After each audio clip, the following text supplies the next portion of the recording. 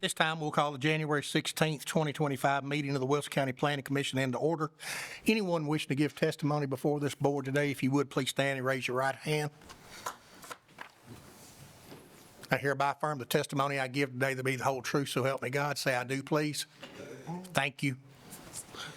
We need to approve the minutes from the December 19th meeting. Do we have a motion? So moved. Have a motion to approve, Mr. Renfro. Second. Second by Ms. Weathers. All those in favor vote aye. Aye. Those opposed, that motion will carry. I do want to take a moment this morning to welcome our newest member, Mr. Houston Neal. Houston, this is his first meeting. He is a lifelong Wilson County resident, and I believe he'll bring a lot to the table for us. He certainly brings our average age down substantially. So, Thank you very much. You're welcome. glad to have you, Houston. Thank you. Appreciate it. Okay. And with that, Christopher, we can move into old business. All right, let's see, where have we got?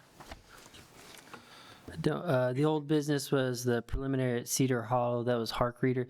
That item was previously approved at the November meeting. The developer wanted to bring that back up on discussion purposes to discuss the stub out. He has since withdrawn that, because I wasn't going to just let him keep deferring it. He's not sure he wants to have that discussion with you all yet, and he's not sure what he's going to bring to the table. Did we approve that on any level? You approved it as a preliminary with stub outs to the north. Does it so it does have standing going forward? Yes, it'll be valid for 3 years unless he chooses not to move on it. All right, thank you. We'll move into new business then. Mr. Chairman, Yes, sir. that old business from last month. That, well, Are we We- going, no, old business, new business on the front side of this agenda? yeah, let's put yours off to the very end if you don't mind, sir. We'll go straight into new business, if you don't mind, Christopher. Okay. With your permission, I'm going to read the ones that are information only first. That's fine. Okay. There are two cases on here, informational purposes only. The first one is application made by Dan Curry, representing property owner Brad Henderson, requesting to rezone property from A1 agricultural to CO commercial office. This property contains approximately 0.67 acres and is located at 4517 Highway 109 North. Further reference is parcel 4704 on Wilson County Tax Map 48. This is in Commissioner Bernard's district. And then the second one is the application made by Tanya Denny, representing property owners Dewey and Mirabelle Lineberry, requesting to rezone property from A1 agricultural to I1 light industrial. The property contains approximately 10.82 acres and is located at Central Pike and Hickson Boulevard, and is further referenced as parcels 2601 and 2606 on Wilson County Tax Map 101. That is in Commissioner Evans' district, and both of those are within Lebanon's UGB and will be going before their planning commission for recommendation.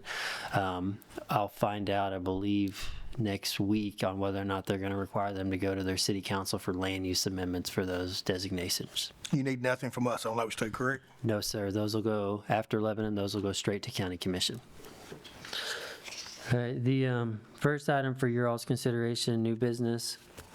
It's an application has been made by DJ Arlano, representing from Prologis, representing property owners Brenda and Ronnie Word, is requesting a land use plan amendment from low density residential area to medium and high density to medium and high intensity commercial area.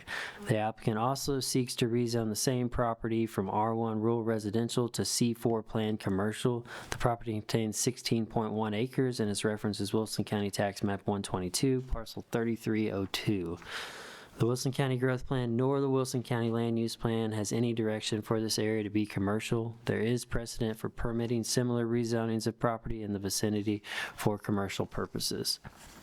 Staff sees little adverse effect in granting the request if Planning Commission chooses to do so, as the surrounding areas have similar uses with office, retail, warehousing, and distribution.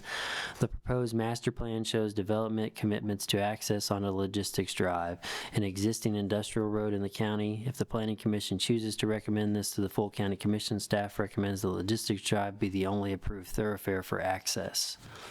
Should the County Planning Commission or the County Commission ultimately decide to approve this request for rezoning, a site plan will be required at the time the property is proposed.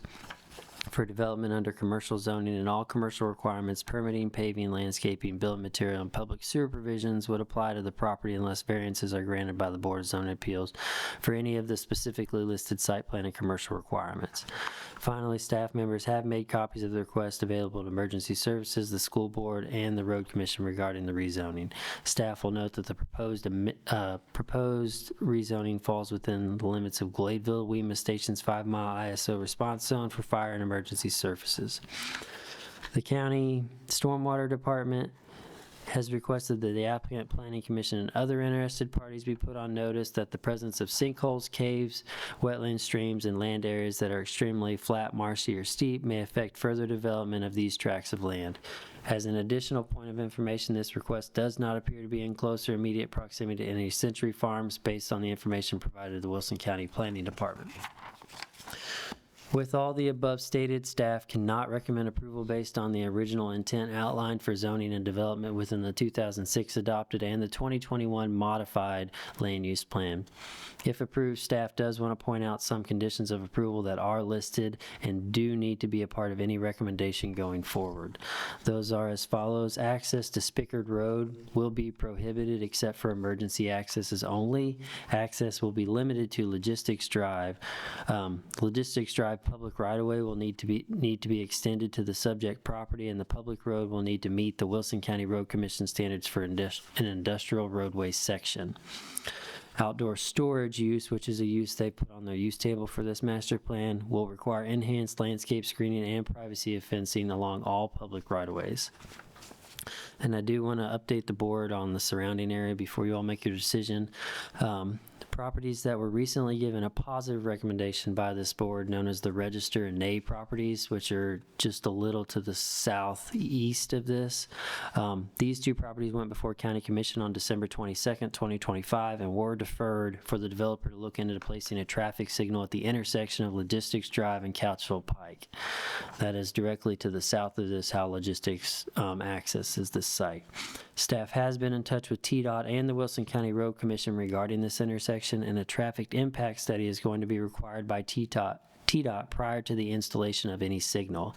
The developer of the Register and Ney properties, represented by Ware Malcolm, has not committed to the installation of this signal to date. Okay, thank you, sir. Christopher, help me. I know exactly where this piece of property is, but just to the north off of Spickard Road, there appears to be like a 50-foot right-of-way that meanders around through there and comes back out on Macquarie. Yes, sir. How is this tract of land going to get road frontage onto Logistics? Here, you're gonna have to point behind you, but Fine.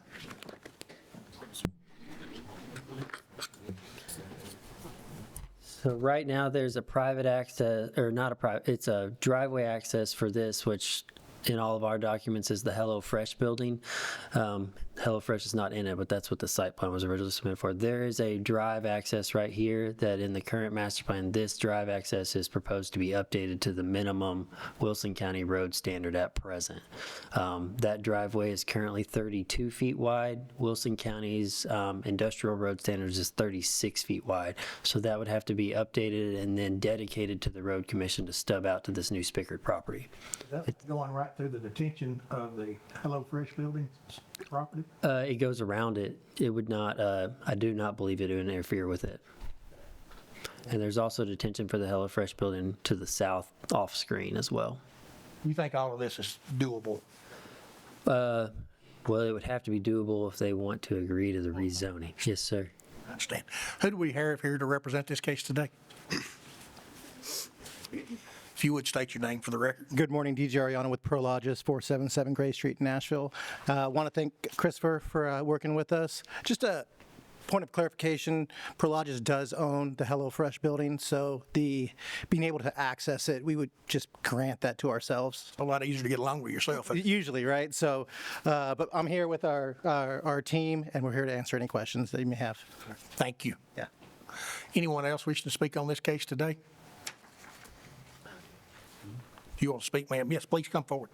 I was just going to add, we are requesting a land use amendment from the low residential to the commercial, but it's consistent with the property directly to the south. And as the gentleman just explained, it is for an extension of their project already. So it, like you said, they're their own neighbor. And I think we are agreeing to the conditions of approval as well. So You would state your name for the record. Cherie Acres, I'm sorry, with Barge Design Solutions. Okay, thank you. Anyone else wishing to speak on this case today? Yes, sir. My name's Luke Myers. I'm a resident of District 13, where this is at.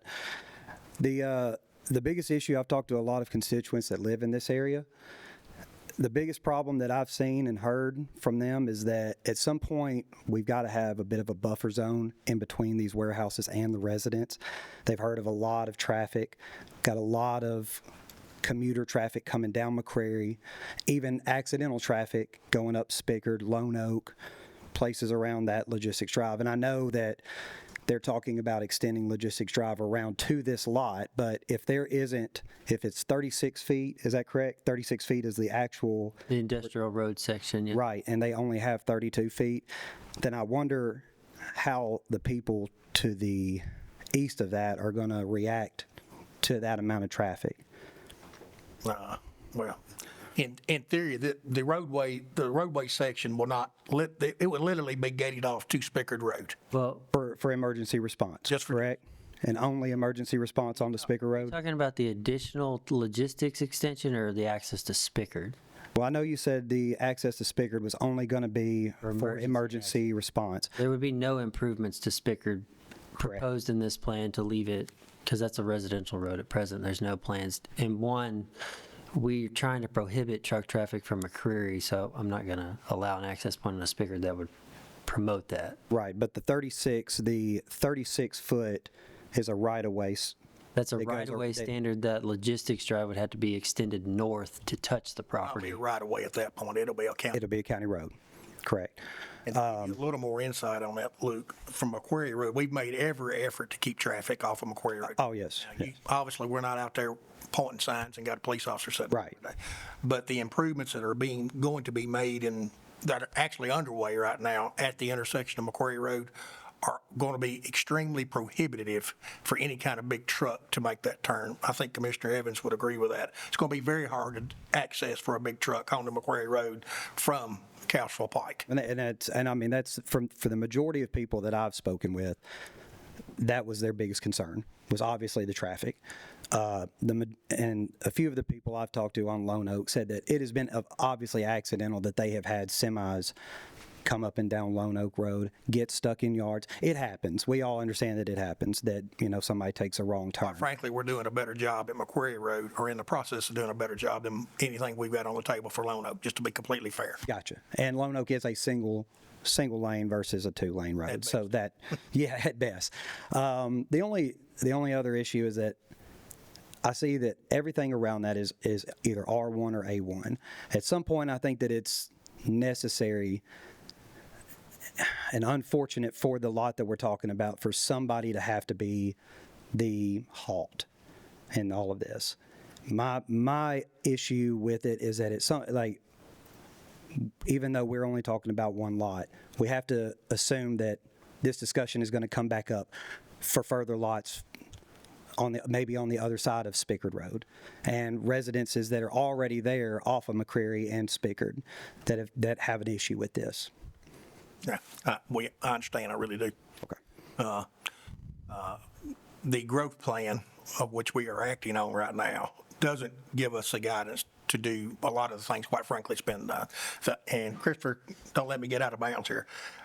But generally speaking, the proposed new growth plan we're working on now, it's not going to change anything, make anything any more industrial or commercial headed back to the north. That doesn't mean it can't happen, because if you can get 13 votes at the county commission level, anything can happen, apparently. But Not to the north, no. It proceeds to the south, but I don't know if there's any land left down there after the development that's going on. But no, the existing one does not. the one that's in the works does not push anything farther to the north. The original one, even the 2006 one, like everything that's on Logistics Drive, it was never in that because it was the intent to keep McCreary Road a residential road. And part of the reason it got approved is the developer at that time, which was IDI, that built the original Nissan building out there, they opted to build the industrial road, and that was part of the agreement on that development. That answer your question, sir? Yes, it does. I was just, like I said, I've just been in talks with people around there. Their biggest concern is obviously the traffic, the noise, things like that. And almost everybody has just been unanimously saying that at some point we just want to see a stop or a plan to stop at some point. Just highlighting that point. Thank you, sir. Thank you. Do we have anyone else wishing to speak on this case today? Okay, I'll go close public comment. Do we have any questions or comments from our board? Yes, sir. Yes, sir, Mr. Renfro. And I have a question/comment. Since I'm not the new guy anymore, does that give me extra time to ask questions? Probably not. Just wanted to clear that up. Okay. Went out there, looked at the property, as we always do. Chris, you made some points that answered one or two questions, Okay. but I'd like to address your second bullet point, outdoor storage, enhanced landscape. Want to point out, if you'll put your laser back up there, the northeast corner of C4, where that, right there. Now, that's supposed to be a berm with, I'm assuming, our required landscape. I didn't take pictures of it, but if you'll look at that edge Yeah. that faces that Spickard R1 property and toward McCrary Road, there's a berm back there. But the landscape has died. It's a very low ebb, and you can see right into the back of the logistics building. So my assumptions were that we're supposed to protect R1 from visual as well as noise abatement in that area. And if that's going to be the application, it should be better. Right, so the berm is, It's in that Here? upper northeast or corner, this, okay, right right. there, Yeah, facing, I'm assuming the back corner of Spickard's large home, not the Right. small brick one, I'm assuming that's the R1, but the other.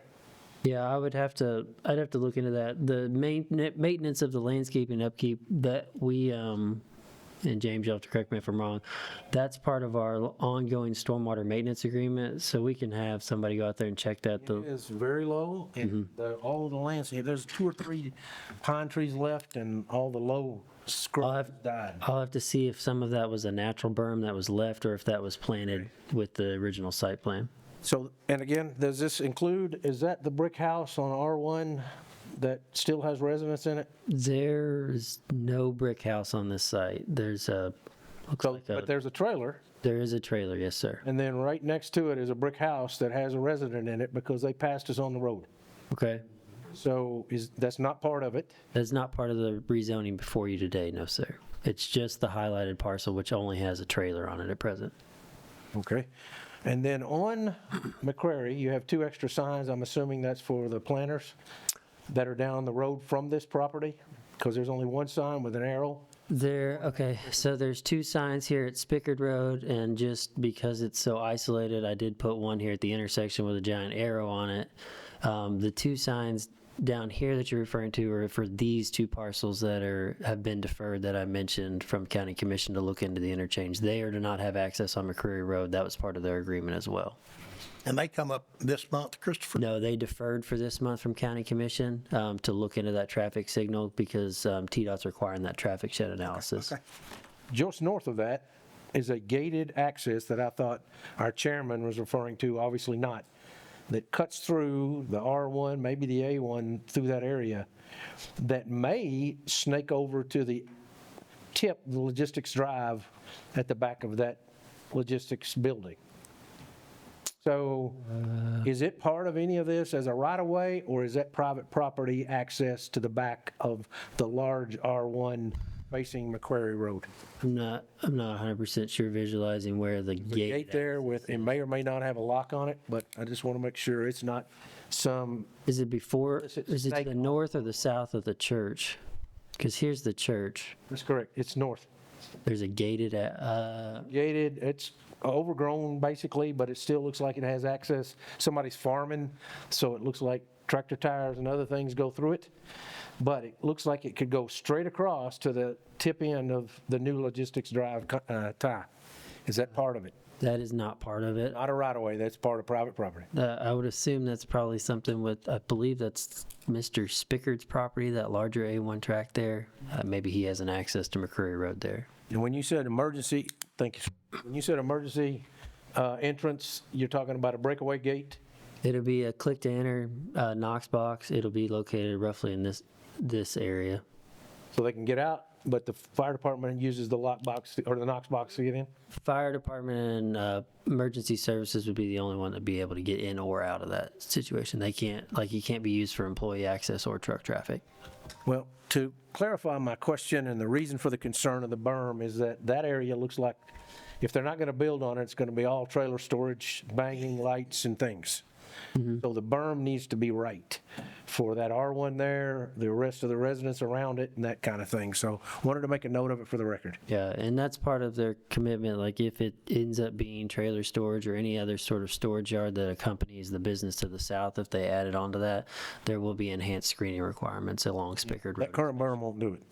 The current berm that's there will not do, or the storage back there. Yeah, that would be too far south, but yeah. Correct, yeah. Or that type of berm, let's just say. Okay. Thank you, Mr. Chairman. Thank you, sir. Any other questions or comments from our board? Christopher? Yes, sir, Mr. Ash. Second paragraph, and I'm thinking about everything that's been done out there for the last 20 years.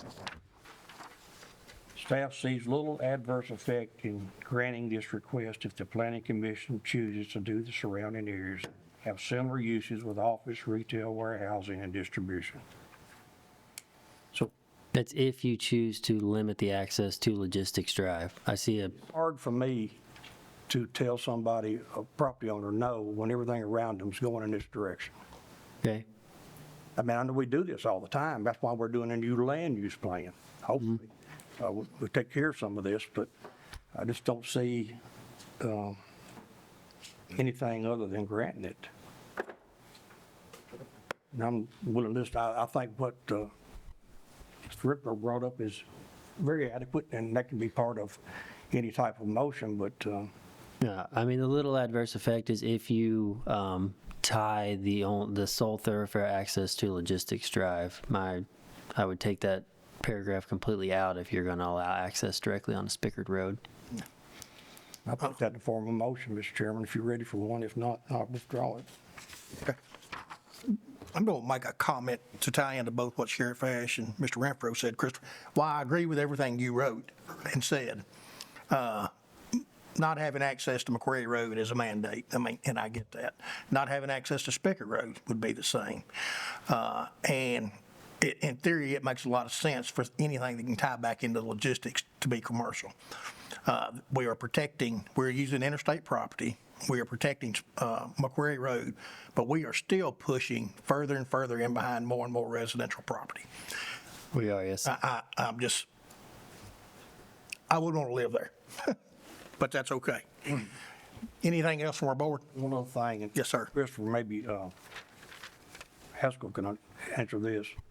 Can we tie this to a red light? Can we tie our zoning request to a traffic light?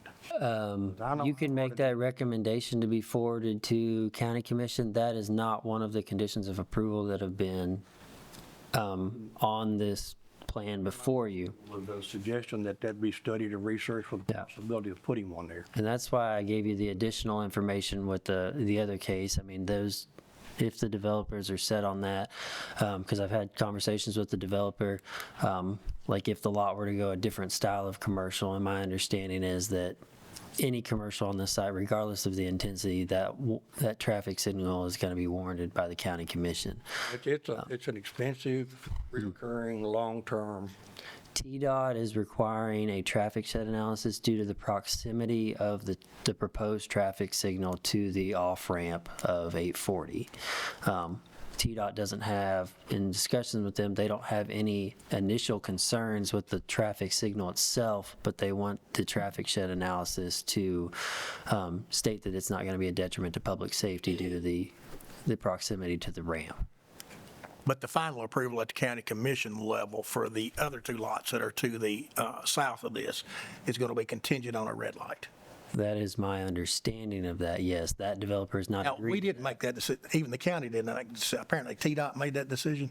No. The traffic signal condition of approval was submitted by the county commission. TDOT is, if the traffic is going to enforce a traffic signal there, which TDOT can't support, they want the TIS study submitted. Okay. Will the county commission, in your estimation, tie this lot to those? I would assume so. That would be my best guess going forward. And if you take the other two properties completely out of the question, and this was the only one that was coming forward, I believe the county commission would tie this one to a traffic signal at that intersection. That's fair. That's fair. Any other questions from our board? Yes, sir. Those questions prompted a couple of more observations. This logistics drive is nothing but a service drive adjacent to this interstate. Chris, is there anything north, these all R1s and As, that are within the range of the Century Farm that we discuss every time we're in here? I didn't have a Century Farm. Not here, but this is going to continue to grow north unless there is, like the man that came to the microphone, a stopping point. So I'm looking at this going all the way to I-40 at some point if we don't Oh, man, regulate this. Chris just quit when you said that. that's a long ways. I mean, what is the stop? That you got to think about that. Well, So- the stop to McCreary Road is where it butts into Stewart's Ferry Pike. The Gaithline Farm would be the longest one that I have in standing, but I don't even think that's a Century Farm, and that's since been sold. That's south of Stewart's Ferry Pike still. I'm not as familiar with property on the east side of McCreary Road there as you go over 840, but I believe those are smaller residential lots as well.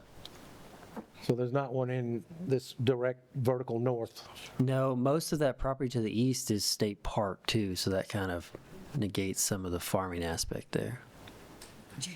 Well, at some point, there's got to be a truncated decision, and I can see industrial on the left and commercial on the right, all the way to McQuarrie Road we've been trying to protect, and this is going to look like downtown Nashville. Just an observation. Thank you, Mr. Chairman. Yes, sir, Mr. Renfro. Any other comments from our board? Any other questions? If not, I'll call for a motion. My motion, Mr. Chairman, to approve it, subject to the red light being in the discussion for the county commission. Okay. And subject to the staff recommendations. Okay. Have a motion from Mr. Ash to approve, subject to staff recommendations and the conversation being had with the developers as it pertains to the red light at Couchville Pike. Do we have a second? Second. We have a second from Ms. Weathers. All those in favor vote aye. And those opposed? No. No. You're a no? You're a no. That motion will pass Jamie, were you a yes? I was a no. You're a no. That motion will pass 6-3 and be forwarded to the county commission Since it's a land use amendment, that'll go in March. March. Thank you.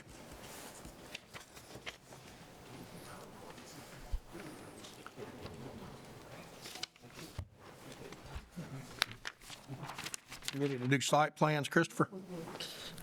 Yes, sir. I've only got one site plan on the application this month, and that is Amazon monument signs. These are just directional signs at the Amazon building down at the Speedway. Site plans meets requirements. Staff can recommend approval. Okay. Anyone here representing this case today? Any questions for our board? We have a motion. Moved to approve. Motion to approve by Mr. Renfro. Do we have a second? Second. Second, Mr. Notes or Mr. Turner, one? Mr. Turner, I'm sorry. All those in favor vote aye. Aye. Those opposed? That motion will carry. We are ready for the plats for affirmation, Christopher. Yes, we've got 3 plats for affirmation. The first one is subdivision of the William P. Baskin property, which is 1 lot located at 1579 West Richmond Shop Road, map 123, parcel 1.17. A re-subdivision of the Crutcher and Blankenship properties, which is 2 lots located at 1050 Eastover Road, map 82, parcels 92.00 and 94.01. And then the final of the Cindy Thomas property, 2 lots located at 4700 Franklin Road, being map 93, parcels 30 and 30.03. All those are minor technical corrections, and staff can't recommend approval. Do we have anyone here wishing to speak on any of these cases today? Any questions from our board? Do we have a motion? Moved. Motion to approve by Mr. Renfro. Do we have a second? Second. Second by Ms. Weathers. All those in favor vote aye. Aye. Those opposed, that motion will carry. Christopher, I want to move into the public comment section of our meeting, but I want to start by giving Sheriff Ash to bring something to the table as part of our public comment Okay. period, please, and then we'll get to anyone else who wants to talk to us. I don't want to give y'all anything else to think about. I urinate out, wasn't here myself. So after we discussed the secondary dwelling, I got a couple of phone calls and I wanted to share them with you. And I went down and talked to Christopher about this morning. I think I've talked to only 2 of you on this committee because I just didn't want to make it conversation until we talked about it. I also talked to the county commissioner this morning, Mr. Evans, who's here. My first phone call was from someone who lived in the Noreen area. I've known these people all my life. They own a 62 by 12-foot house trailer. They've lived in it since the 70s. It's on 3 acres. It's 744 square foot. And the first thing they asked me is, can I now build a 1,000 square foot accessory dwelling? I said, well, that'd be bigger than your home. And I know, but didn't y'all pass that? And I said, well, it's out there. And then I got a call from someone who's distantly related to them who lives out near Bluebird Road. Both these people think I'm still their county commissioner, and I'm not. And they own a 1,400 square foot house that's built in the 40s.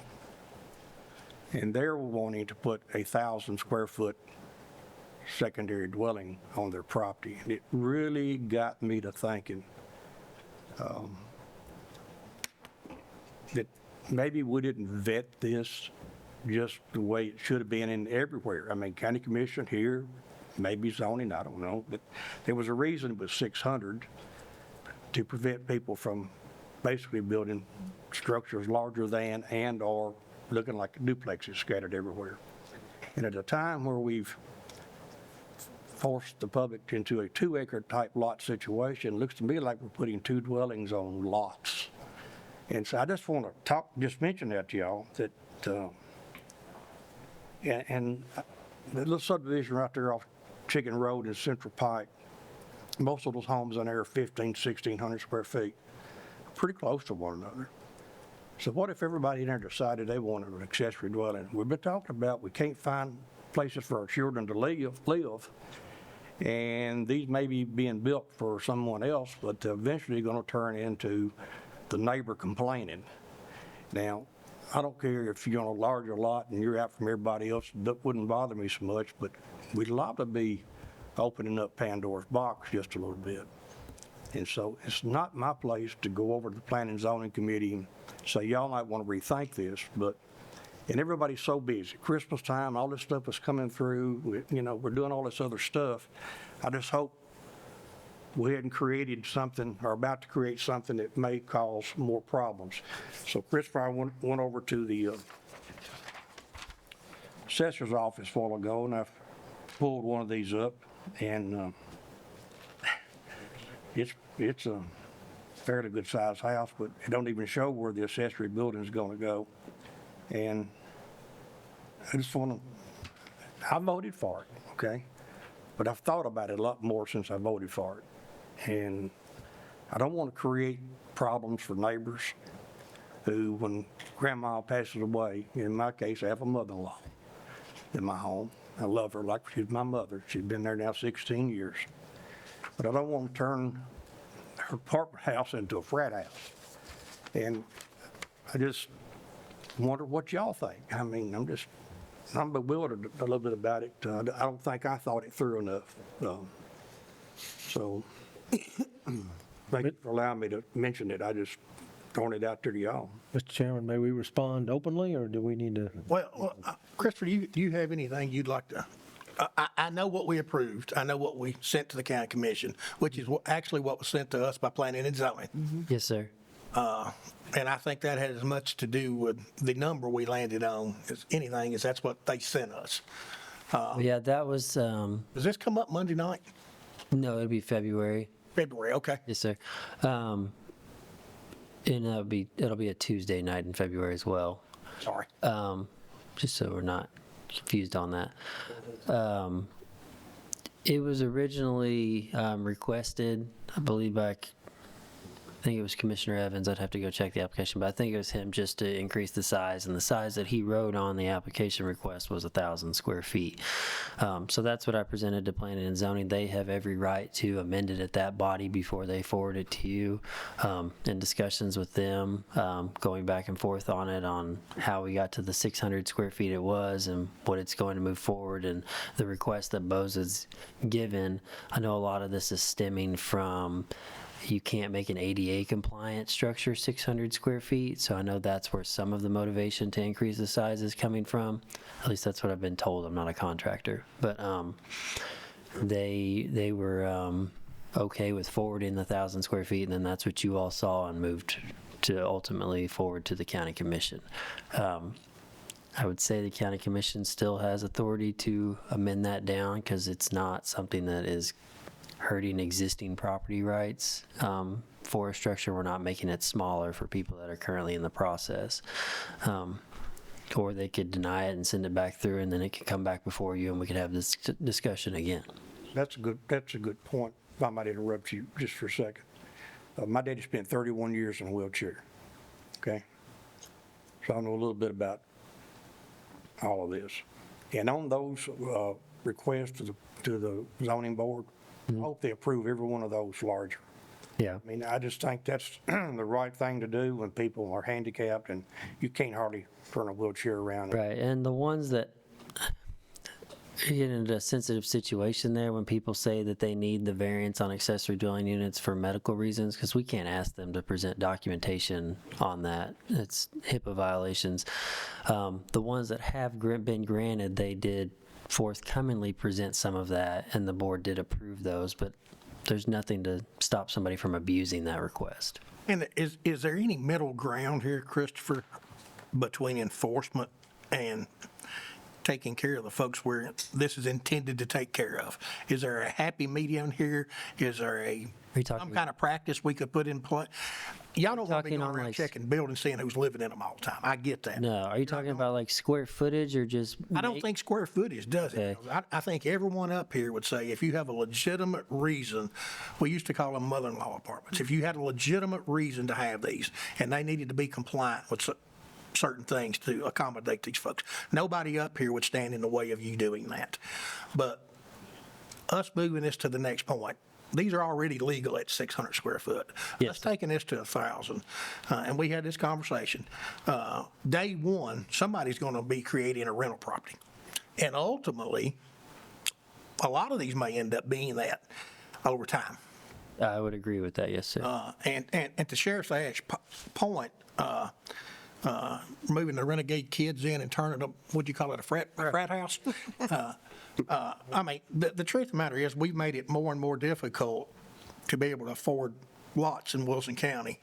And I can see where people will see this as an opportunity to circumvent the process. But I don't see a way going forward to have it both ways. Yeah, no, I would agree with that, and we talked with Sheriff. I mean, as far as part of the problem of the structures, I mean, I think we initially created the issue when we approved accessory dwelling units as a use, period. The structures are already there and existing, and those problems do exist, and some of them are not enforceable. Are you making the problem larger by upping the size? Possibly, but are you limiting the number of them? I would say no, because I mean, they're already allowed out there. Agree. So one of the questions I had from one of these people, and they're really good people, okay? I said, why didn't you do this one 600 square feet? I said, well, that wasn't big enough then. This is big enough now. And I just don't want 5 years, I won't be here 5 years from now, but Houston will be here 5 years from now. I just don't want this room to be full of neighbors and complainers who are saying, why did y'all ever do this? When maybe, and Haskell's outside there, you can answer this for yourself. When I talked to him about it, he said, maybe it needs to go back to planning and zoning. I said, I don't feel like that's my privy to send it back over to planning and zoning. We've got a member of planning and zoning sits here on our commission. But I just think it's worthy of discussion. I mean, if it has to be delayed another 30, put some real vetting into this process, because even to the type of materials that's used, and is it aesthetic to what's there? I mean, there's a lot of things we need to consider here. Most importantly, the other property owners who live next to them or over from them or across the street from them. Long-term, are we doing the right thing? And I'm questioning myself because I voted aye. But looking back on it, I guess I've given it too much thought. But if I wake up in the middle of the night in the morning, I got to worry about these days. Well, I ain't mad at nobody, so I sleep pretty good. There's plenty of people mad at me, but I ain't mad at nobody. But this has crossed my mind more than once, including this morning early. And I don't want it to get the horse to get out of the barn before we can shut the gate on it, and we've created something that might not be long-term in our best interest. In the last year, Christopher, how many people have went before BOZA? And I know you don't have this exact number, but just something close. How many people have went for before BOZA asking for the ability to raise their number from 600 plus up 600? That I can recall, two. One was in Wright Farms subdivision, and there was another one, I believe, on. Sure. I don't. That sounds about right, 2 in the last year, Perry? Maybe 3? I mean, We granted one that did have an ADA request. Supposedly, I don't know that we, and then we denied one on Highway 70 like 2 or 3 months ago. Is that correct, Christopher? They were going to build they were living in a barn dominium, and they were going to pull a permit and build a new house. Yeah. Barn dominium was going to be an ADU, and it was That. 50 foot too big. It was already there, and we denied that. it was how much too big? 50 to 70 foot, less than 100 foot. The one, yeah. Okay, so And it was already existing. there was 2 that I know got approved. I think one was on Central Pike, and the other one was on in Wright Farms. The one that got denied. Okay, the one that got denied. That one was unique in its situation. They almost built. They were living on the structure to be able to build their forever home. They built what we would consider an accessory dwelling unit first, and then it ended up being larger than. I mean, they didn't check the size or anything. They just built a small home and always intended to build, but the home was larger than what our accessory dwelling unit was, so they were trying to get it reclassified as an accessory so they could build their forever home on the property. They did it backwards in that instance, but that one did get denied, yes. That was out on the east side of the county. So to Christopher's credit, we walked over to the property assessor's office, and I asked them this morning, which they, and Christopher and I talked about it. I said, what about adequate facilities tax? We don't charge for that. That's a whole nother. I know, and that's another thing for this. I say when you're vetting this issue that belongs in this body right here to be able to discuss that adequate facilities tax. And then, but I was encouraged that the assessment, when they finally get out there, it's all, the square footage is all assessed at the current assessment rate. Is that? Right, yeah, so when the assessor gets permits for accessory dwelling units, they are heated and cooled space, so they are taxed higher than other accessory structures. The ones that are not caught immediately are when a resident retrofits an existing accessory structure on site. to an accessory dwelling unit, and those may not get caught for 3 or 4 years because they do complete property reappraisals every 5 years. So there could be some lack of tax money that's getting collected on those, but any new one, the assessor does get copies of all permits, and they charge those higher than your typical shop would be charged for. So again, I'm out of my lane. 50 years doing this, you're gonna be out of somebody's lane. Seems like we might, somewhere in the long run, be putting a little extra work on this lady, her department. I don't know. I just don't know if everybody took time to vet it. I did not. I did not think it through. I'm trying to think it through now, but it may be for naught. I don't know. I think we're about to create a holy monster. I really do. Mr. Chairman, Yes, sir, Mr. Renfro. my colleagues and Commissioner Ash, I have those concerns, as you guys know me very well, all the time. And this one is, I'm right in line with this kind of worry. I don't know how to put the Haints back in the Pandora's box once they escape. I'm not good at that. I hope that we can and get it lined out for a thought process. But can this be legally tied? And I'd have to defer to those that know, to an ADA situation or a handicapped need situation, or it has to have special consideration for these sizes. And that's what we're doing now. There's 600 square feet. You need 1,200. You're bringing in your mom, dad, and an uncle. So you need 1,200, not 1,000. Well, it seems to be passed for those particular things. I think the planning and I think the zoning committee does a great job of trying to weed through those issues. And I agree. I really like the fact that they come forward today and say, we have a handicapped person, they need more square footage. Correct. And I think there's a need to have the ability to do whatever somebody testifies from that stand there, because I know this has already been vetted in the BOZA. And like I said, they've done a good job, but I don't, when we get up here and you get to thinking about what goes on in this room here, and I got some experience with that too, so I just wonder if we're balancing it the way we need to, and I just want the opportunity to just mention to you, Mr. Chairman, I appreciate you allowing me to speak, and Where do we go from here? Is there a change that can be made at this point? I think in order to accomplish and to eliminate some of the potential things we're talking about here, the go-to move is to do nothing as far as raising the square footage up. Because right now, in place, if you need this and can prove to the Board of Zoning Appeals you have a legitimate need, they have the ability to grant you a variance. And as Perry will say, sometimes they're just like this. But I do think it's fair to say that people with legitimate needs are going to be treated fairly and get reasonable considerations when they go before this board. Now, them being already approved, that's a whole different piece of legislation, whether you're against them or not.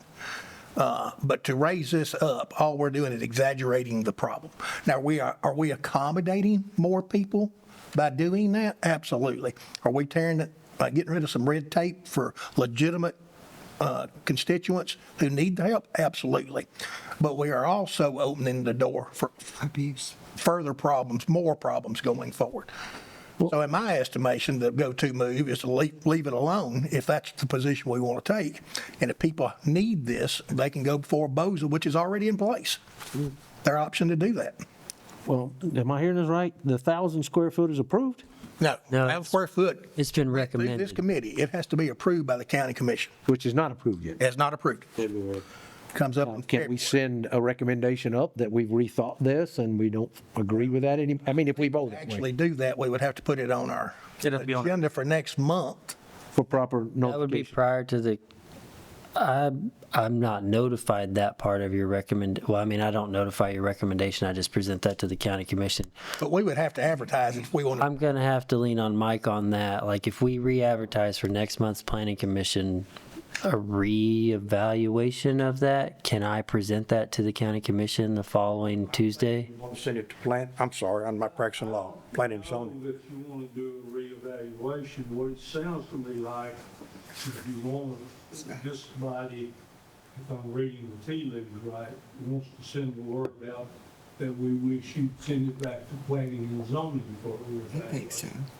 And if planning and February meeting before the county commission? It does, 3 days. Agenda there, and then you can send that up as a recommendation, but, hey, we'd like you not to act on this, but send it back down. Well, do we have time to hit planning and zoning, hit planning, and still be in the county commission meeting for February? We're started. Assuming we could get, It's gonna go in February, but what you're doing is asking them to defer it and send it back. But what I'm raising, these may be some good questions for a county commissioner to talk about. They still get the votes there, then they get the votes. I mean, and honestly, this conversation can be had on the county commission floor. Ultimately, they're going to have the final say-so on it anyway.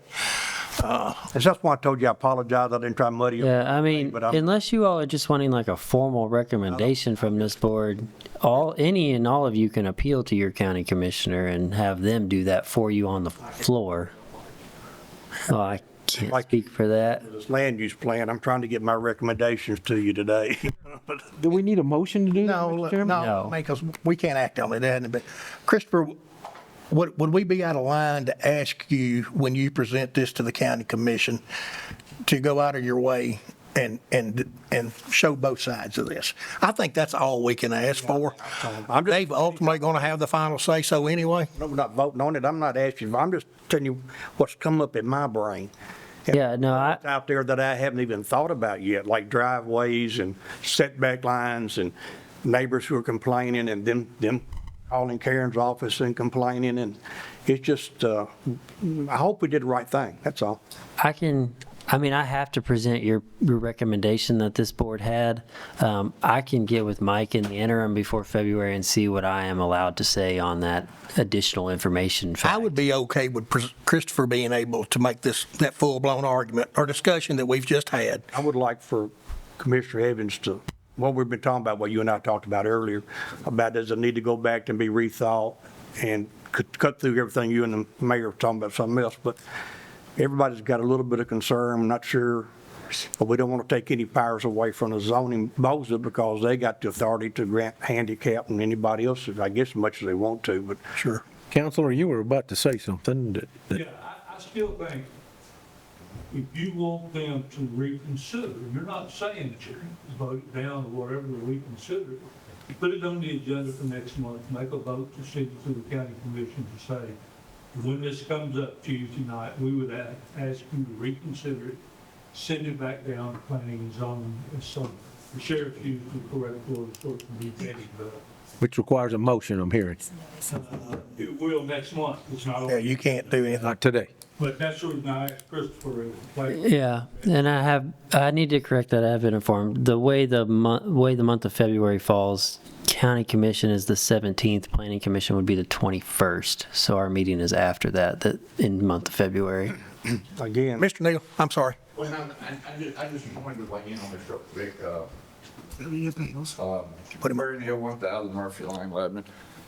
Just a couple of suggestions. I hear all you guys really well. Number one, Christopher kind of mentioned this, but he went over it very briefly. As a BOZA member, when somebody comes up wanting a variance based off ADA, anybody can walk up there and say, I have that need. We can't ask for any kind of medical records, so that anybody that wanted to be dishonest could abuse that. Now, do they? I have no idea. But to understand that if you put everything just on that, a builder, owner, anybody could come up here and be dishonest about it and get what they want on that end. So do keep that in the back of your mind.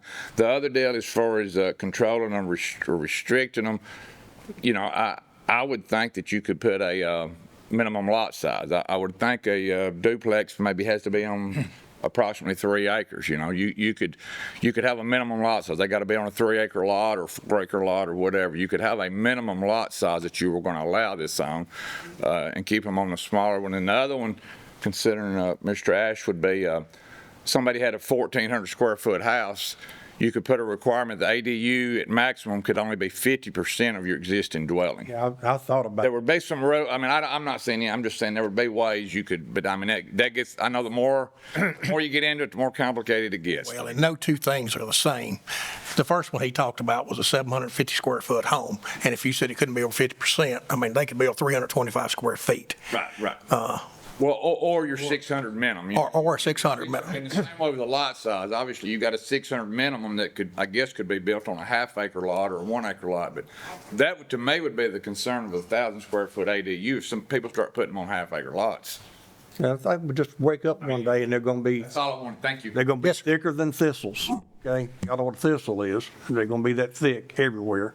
And just, maybe they just need a chance to vet it just a little bit deeper. But I'm not know whether or not we recommend to send it back to them or not. I mean, I think there's a county commissioner there, and there's a county commissioner here, and there's a county mayor and chairman of the commission here. I mean, it's something they can discuss if they want to, but I think we just might need to vet it a little deeper and don't do anything. I told y'all, my daddy spent 31 years in a wheelchair.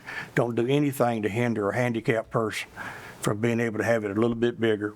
And I know it's hard to verify, and probably by law, you can't make them verify, but they got to stand there and raise their hand. When they come in and ask, we can get it. And I think y'all do a great job. I And really, that would be my only concern about making them, you have to have a certain size lot to put them on. You know, if you live in a subdivision on half-acre lots and you have a genuine need, can we tell those people no, and the guy across the street who's in a different zoning with a bigger lot, yes? That's my fear with that. in personal experience, my mother-in-law's been with me 16 years, and she's 92. And my heart will break when she leaves this world. But then I'm going to have some space. What am I going to do with my space? And then, you know, when these people pass away, then you move two of your sons in there because they can't find a place to live, and they want to get out of the house. They're tired of hearing your orders, and they're 23 and 25 years old, and so you can move out there in grandma's old place. And there you go, you know. Mr. Chairman, can we request Chris to put it on the docket for the next meeting? To ask them to do what he said and ask to send it back down for consideration? Well, can, but the planning commission, Is after. after the county commission. Well, I think you're going to depend on the county commissioners and the county mayor Just for discussion. share that there's some more discussion going on. I have, Gratis, that's not required, that's not any, that's just gratis on their part. and if we were so inclined, we could come visit the county commission and tell them that night, couldn't we? You could, I'm not, but we could.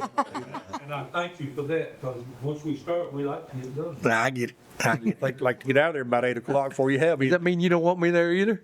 No, you come on, you've had some long meetings, we'll have those. Thank y'all for listening to me. So I think we're at a point where we're going to depend on Christopher to share all of these concerns going forward with the county commission. Is that what I'm hearing? I'll see what I can legally say after the recommendation, yes. Can you share that back with us? At the February Planning Commission, the update? It wouldn't be out of line if the commission decided to send it back to planning and zoning They deferred it. and let it go back through the system again, if they so choose. We have sent resolutions back Many from times. the study or some that hadn't been to the committee. It hadn't happened in several months, but we used to do it somewhat regularly, Okay, 2 or 3 times a all year. right. Christopher, all that's on your plate and your Right. shoulders. We have all the faith in the world in you. Appreciate it. Anybody that's already applied for this, I think they ought to be grandfathered in. I mean, I don't know if they already got in this process.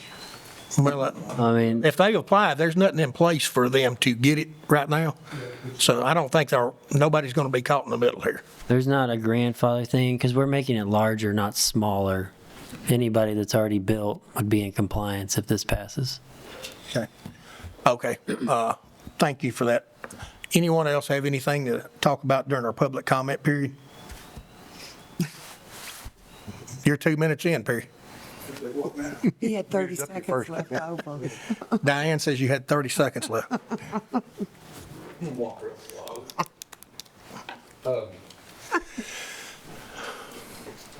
Got a couple of days that y'all can look to. This is about the future land use plan. And y'all are gonna have to kind of share them a little bit, and that's really small on there. You know, y'all already.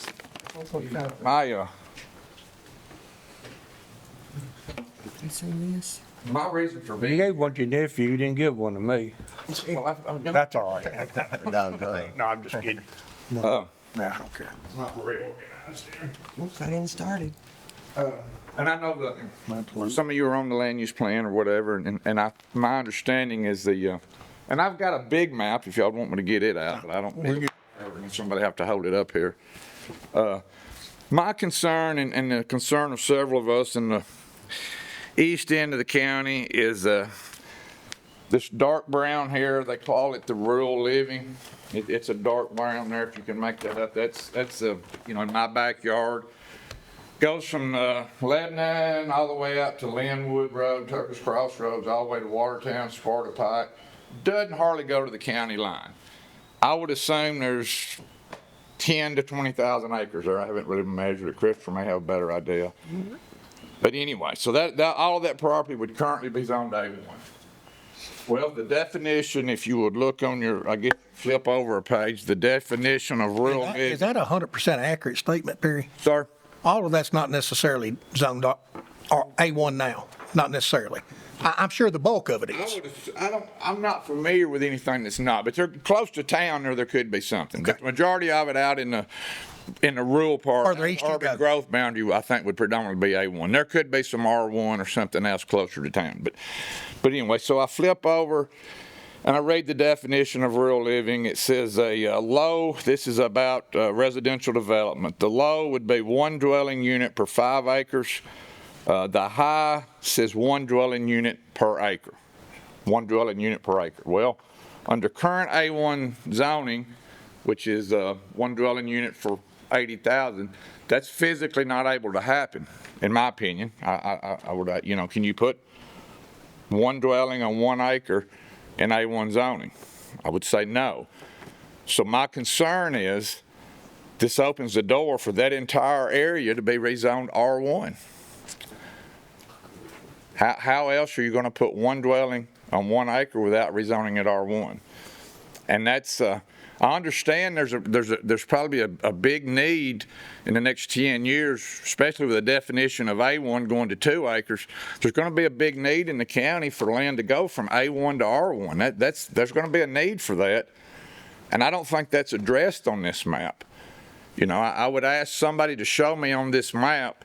It's not addressed on there, but I would take that one step forward. Okay. The intent of the land use plan is not to designate any kind of zonings.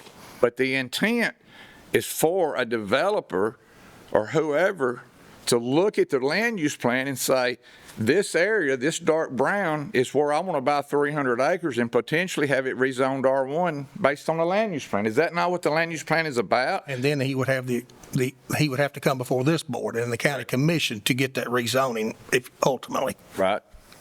And your land use plan, which is what y'all use and go for, you use this document, I think, every month when you rezone from A1 to R1, from R1 to commercial. Really on anything. Sure. You use it on any rezoning. So when the definition says I want that you can put 1 dwelling on 1 acre, and I as a developer have 400 acres out there and I want to put 400 houses on it, you're telling me you're going to say, no, you can't do that? I think Christopher's recommendation would be based on land use guidance. And then that's going to be a lawsuit, I would assume, based for the developer's going to sue you. So how does Mr. Jennings win that in court? I know we got sued last week, so. Got another one waiting. Had another one to go. So. But anyway, and I bring that before you guys because the steering committee's been working on this for 2 years, give or take, a year and a half, but anyway. Over a year for sure. And ultimately, it's going to end up in front of you guys. I like what you said, Perry.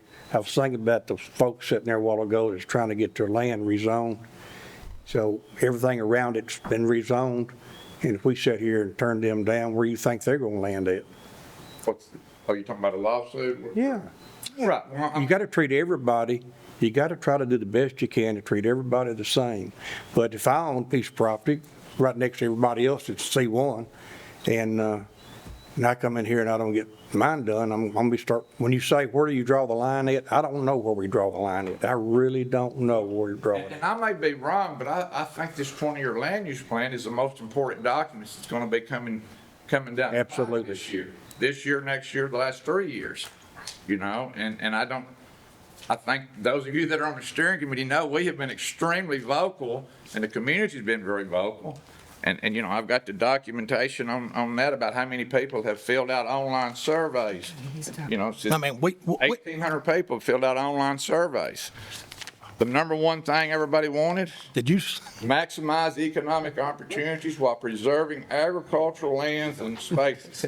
That's not my document, that's GNRC's. well, I agree with you, but I don't know that this is the place to bet that yet. I understand, I'm getting ahead of it, because I'm just wanting everybody to know it's coming. But I do think it's very important to note that this map does not designate zoning.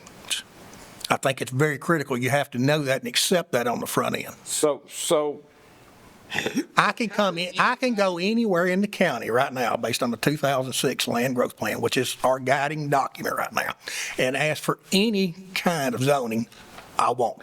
May very well get turned down. recommendation will be based off your land use. That's exactly right. But I have a right. Does that not dictate what zoning will be, when staff's recommendation will be based off your land use plan? I think you just seen how that works in the first thing we done today. Staff made a recommendation to deny something, we moved it forward. Right. So when he There is no permanent stopgap. follow staff, I understand that. We don't even always follow the land use plan. Well, he made a good point, Mr. Chairman. How, when this develops, the 2021 use is more than just a perception document that tells me, it's got good colors on it. It is designed as a guide. It is not designed as a zoning ordinance. You have to accept that. But They are two if completely that's the case, then he's going to be inundated with lawsuits when we finally decide, and we're going to ultimately do it, when people that own these farms, himself, we got board members here, own the farms and says, I don't want that next to me. Well, everything up besides one lot is all now C3 or C1. This is A1 or R1. They decide they want to go in and maximize their money, and it's next to this farm. Where's the STOP? When does it happen that we say, and then he doesn't have to go to court? I don't want you to hear this in the wrong way, but when you can get it denied here and denied at the county court, because Mr. Renfro owns a piece of property. He has inherent land use rights with that property. You have a right to ask for Until this whatever develops. we've got. And if it is, And the elected officials have the ultimate authority to say no to it. When you deny a zoning request, and that zoning request is following your land use plan word for word, Mr. Jennings, how do you defend that? It depends on the facts. I mean, I can't give you, but I'll tell you, this lawsuit I'm about to tell you is one for Christopher representing the court, and y'all go to the beginning. Okay. What we need to address this at the proper time. Well, this might not be the time, but understand, within the next 2 to 3 months, this is coming in front of you guys. And my understanding is this might be as far as it goes. It may not even go in front of the county commissioners. Okay. And you guys may have a chance to modify it and redefine it and tweak it a little bit. Thank you very much. Thank you. Mr. Jennings. Yeah. If y'all want. I forgot what he's going to talk about. We got sued again before Christmas. Century Communities of Tennessee LLC sued Wilson County, acting by and through the Planning Commission. This is over the Parkside development. It was before you on a sketch plan, and you denied it. So we got sued, Tom White and George Dean filed a lawsuit. And we'll turn it over to the insurance carrier, but they won't provide a defense because there's no money involved. This is injunctive type relief. So I've already filed my notice of appearance. They want to talk, but I don't have any authority to talk or anything, and y'all are the ones that would make the decision and have made the decision. So as it goes right now, I'm going to defend it. But we'll see what they propose. Their theory is you basically couldn't turn it down at the sketch plan stage because the sketch plan doesn't mean anything. It's when you start doing the preliminary and the final is when you have to do the traffic studies and all that stuff. So I don't know that we've ever been sued over a sketch plan that I can remember. Are they denying it? I'm just curious. Is the lawsuit based on the fact that they required like the hydraulics you studied due to the road on the sketch plan phase as opposed to a preliminary? Basically, what they're saying is that we turned it down because the people were here and spoke against it. Oh, okay, all right. That's what they're saying. And I think one thing the lawsuit does says that I don't think is accurate is, we turned it down without cause. I'm not on that side now, so I agree with I get that. And it's not something we need to vet here anyway, so. Yeah, I just wanted you to know about it, and I didn't make you a copy, but if anybody'd like one, I'll certainly. I do have a question for our attorney, Mr. Chairman. I don't know how many questions we need to be having in a public forum as it pertains to lawsuits. Is this, Well, just in a general sense, they bring up a preliminary plat here, which is what this is over, and if it can't be decided on, Mike, why bring it before this board? Well, they followed procedure, We followed a procedure too. our procedure. Yeah, but we followed ours, and now we're getting scrutinized by the legal system for making what we think is a good decision. I agree. There are a lot of factors here. But one of the things we're dealing with the last few years that we used to not have to deal with is the vested rights. And if I was on the other side, maybe I shouldn't say this, but I will. If I was on the other side and I got my sketch plan and you turned me down to the next step, I'm gonna say, wait a second, I got vested rights. So I think there's a real debate here. Sketches do not vest developments. I mean, it says it in the vesting law that sketches are not vesting mechanisms. Christopher's of the opinion, you got rights only at vet. You don't get vested until you're preliminary. What you're talking about, Oregon, I absolutely. just said, if they got approval by, why do we have a sketch plan if it doesn't mean anything? That's the argument I've made for years. The Yeah. first time you say yes, there's a level or an expectancy of yeses going forward. Our sketch plan vests a property for the county. It's kind of like the planning and zoning committee, like it's a self-created thing. But our sketch plat will vest a development for a period of 1 year in order for them to get a preliminary ready. People come to us for a sketch because they are manipulating some of the requirements in exchange for some infrastructure improvements or increased development standards on that development. That's why we have a sketch. Like, you don't just do a sketch for everything. If they're just going to follow the minimum requirements, they come through with a preliminary. The sketch is like an increase of development standards, or they're wanting smaller lot sizes in exchange for open space amenities for that neighborhood. That's why you come for a sketch. But a sketch only vests that property for a period of 1 year because it's an optional step for the developer. If they wanted to do the long-term vesting, which starts at 3 years, they would come in with a preliminary. But our rules say this is where you start in this process, If you want to manipulate some of the requirements in the zoning ordinance, yes. which we actually encourage a lot of times. Yeah, I mean, it's better for stormwater, it's better. There's nothing wrong with asking. Anything else, Mr. Jennings? I don't have anything else. Thank you, sir. We have anyone else wishing to speak to us today? I want to make one more comment. Yes, sir, Mr. Ash. Point made. I'm gonna keep y'all, and y'all go to lunch if you want to. This land use plan everybody keeps talking about, and I've said this to those who've been in the meetings, and I'm not talking down to anybody. This is never going to be a perfect plan. It's a living document, just like the 2006 plan is. And I guarantee you, the moment after we do it, and there's 5 county commissioners who sat on this committee, 2 of them are in this room right now, and Mayor, you didn't put yourself on there, I don't blame you. And He's back in. but you're always on there, on the steering committee. And there's several of us on it, Superior's on it, Miss Jamie's on it, Diane's on it, I'm on it, Haskell's on the steering committee. It's been a tough road to hoe, and there's still unanswered questions, and we're trying to get those to, but I can see the critics saying, well, y'all didn't do it right. And just kind of get ready for that, because that's just what's going to happen. And there are always going to be questions, just like there is about the 2006 plan. And that's just daddy talking to you. This is going to happen. And so don't get too wound up. We need everyone's input and to try to get it as close to right as we can get it. I was sitting in this room, and I looked at Luke sitting there, and I thought about Lon sitting right here, and where Gilbert sat, where everybody else sat when we did the 2006 plan. And I sat over there with that door. It's the sheriff listening to every word of it, every committee, every county commission meeting. And it was tough. them putting that together, but it stayed together pretty good, and we did like we had to do today, continue to amend it because circumstances have changed. Again, if I owned some property right next to C1 down here and everything else around me was going that way, I'd be in here doing just like those property owners do, and I don't think that I'd discriminate them any differently than I would anybody else that wants up here to get their property changed. But this, we'll start having property changes right after the bell's rung on this thing. Someone's going to walk in this room, stand before us and say, I got the next best thing right here, and I need y'all to change your land use plan. It's going to be tough. Thank you. Don't beat yourself up too much. Anyone else wishing to speak today?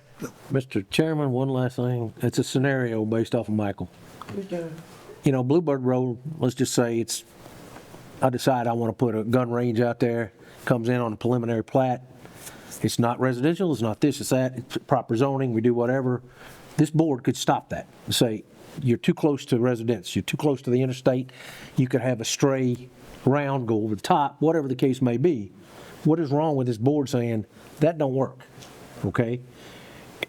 That's not any different than what we did with this. I remember this Well, I remember, specifically. I mean, I live down there. I know exactly what it is. The difference is there is nothing, they had no vesting rights to have a gun range. There is no such thing as a vesting right for a gun range. I know that's just an example. Correct. But in your application, there is no vesting right since you have a right to have a public gun range. What I'm hearing, there's no vested rights residentially or otherwise until it becomes a the next level of plat. Well, there are land use rights that you have inherently based on what you already have. Now, I don't want to speak for Mr. Jennings, but this lawsuit is saying we're violating our own rules, is what it's saying. They're saying it's supposed to get further down the road before we have a right to ask for certain things. Now, that is a policy and procedure argument. Whether it's right, wrong, or indifferent, we need to move, change. I'm not making any of those arguments, but that's what the lawsuit's about. What month did we hear that? I want to go back and pull that up. November? Was it that late?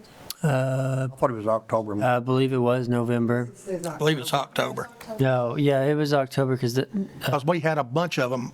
yeah, it was October because that was prior to the Mark Reeder county Road thing we commission. had today that the man pulled was on there too. Yes, So that was the cutoff date on lot sizes going up or down. That's Yes. why we had so many that month. yes, sir. Okay. Anything else from you, Christopher? No, I did my best and only put 5 items on this agenda. The rest was all you. Well, you done a great job, sir. You done a great job. We will stand adjourned.